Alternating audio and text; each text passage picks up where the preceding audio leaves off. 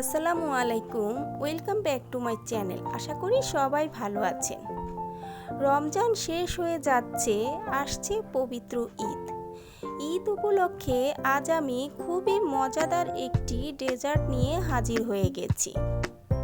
পাউরুটি দিয়ে রসমালাই বা মালাই রোল।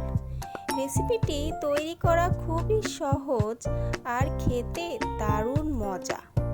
ভিডিওটি না টেনে প্রথম থেকে শেষ পর্যন্ত দেখে যান, আপনিও খুব ইজিলিভাবে রেসিপিটি তৈরি করতে পারবেন।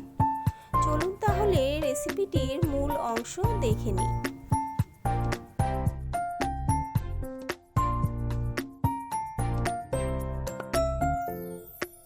রসমালাইয়ের জন্য প্রথমেই আমরা একটি পুর তৈরি করে নিব।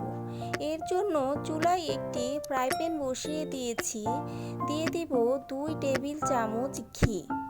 ঘিটা গরম হয়ে এলে দিয়ে দিব 1/3 কাপ সুজি। এখন সুজিটা ঘিয়ের সাথে ভালোভাবে নেড়েচেড়ে ভেজে নিতে হবে। অনবরত নেড়ে চেড়ে সুজিটা ভেজে নিতে হবে। যখন সুন্দর একটি স্মেল বেরিয়ে আসবে তখন বুঝে নিতে হবে সুজিটা ভাজা হয়ে গেছে। সুজিটা আমার ভাজা হয়ে গেছে। এখন এর মধ্যে দিয়ে দিব 1/3 কাপ চিনি। চিনিটা দিয়ে ভালোভাবে সুজির সাথে নেড়ে চেড়ে মিশিয়ে নিতে হবে। এখানে আমি সামান্য একটু লবণ দিয়ে দিয়েছি। যারা লবণ পছন্দ করেন না তারা স্কিপ করলেও হবে, কিন্তু আমার কাছে মনে হয় যে কোনো মিষ্টি জাতীয় খাবারে সামান্য একটু লবণ দিলে মিষ্টির স্বাদটা ব্যালেন্স করে। সুজিটা আমার ভাজা হয়ে গেছে। এ পর্যায়ে দিয়ে দিব 1/2 কাপ লিকুইড দুধ। দুধটাকে অবশ্যই জাল করে নিতে হবে। আর দিয়ে দিব 2 টেবিল চামচ গুঁড়া দুধ। গুঁড়া দুধটা দিয়ে ভালোভাবে নেড়েচেড়ে একসাথে মিশিয়ে নিতে হবে।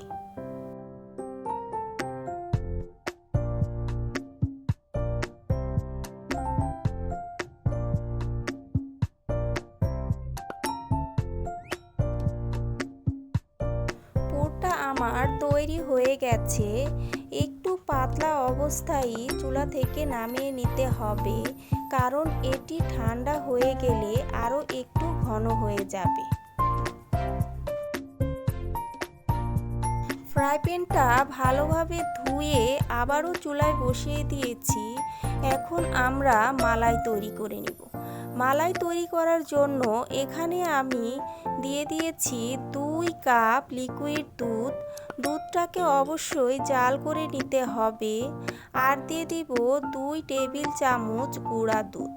গুঁড়া দুধটা দিয়ে ভালোভাবে নেড়ে চেড়ে একসাথে মিশিয়ে নিতে হবে। দুধটাকে বেশি জাল করার প্রয়োজন নেই, কারণ এখানে আমি দুধটাকে জাল করে নিয়েছি। এই পর্যায়ে দিয়ে দিব 1/2 কাপ কনডেন্স মিল্ক।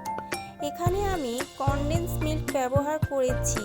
আপনারা চাইলে কনডেন্স মিল্কের পরিবর্তে চিনিও ব্যবহার করতে পারবেন। এখন এটি অনবরত নেড়ে চেড়ে মিশিয়ে নিতে হবে।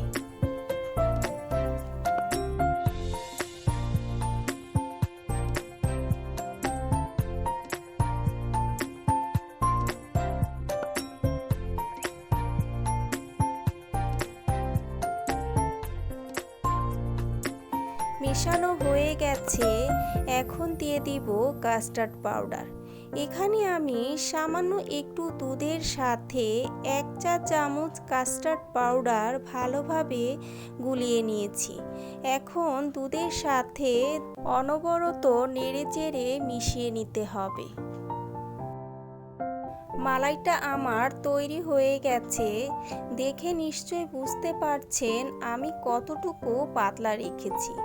এরকম অবস্থায় আমি চুলা থেকে নামিয়ে নিচ্ছি, কারণ এটি ঠান্ডা হয়ে গেলে আরেকটু ঘন হয়ে যাবে।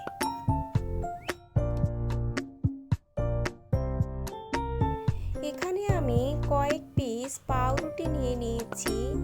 এখন আমি পাউরুটি পাউরুটিগুলোর সাইডের যে ব্রাউন অংশগুলো আছে সেগুলো আমি কেটে নেব। বন্ধুরা, যারা আমার এই রেসিপিটি দেখছেন তাদের কাছে আমার একটা রিকোয়েস্ট রইল, অবশ্যই আমার চ্যানেলটি সাবস্ক্রাইব করে দিবেন।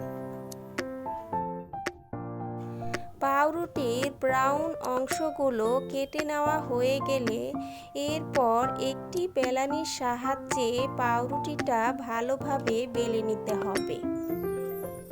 পাউরুটিটা আমার বেলে নেওয়া হয়ে গেছে। এখন এর মধ্যে দিয়ে দিব তৈরি করে রাখা সুজির পুরটা দিয়ে ভালোভাবে একটি রোল আকৃতি করে ভাঁজ করে নিতে হবে।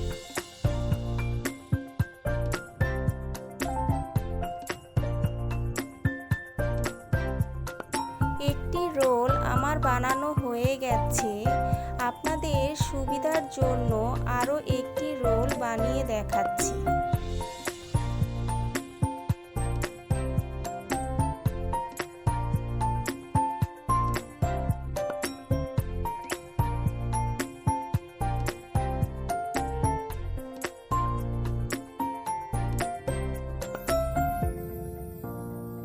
সবগুলো রোল আমার বানিয়ে নেওয়া হয়ে গেছে। এখন এর মধ্যে দিয়ে দিব তৈরি করে রাখা মালাই। তৈরি হয়ে গেছে খুবই মজাদার ঈদ ডেজার্ট পাউরুটি দিয়ে রসমালাই।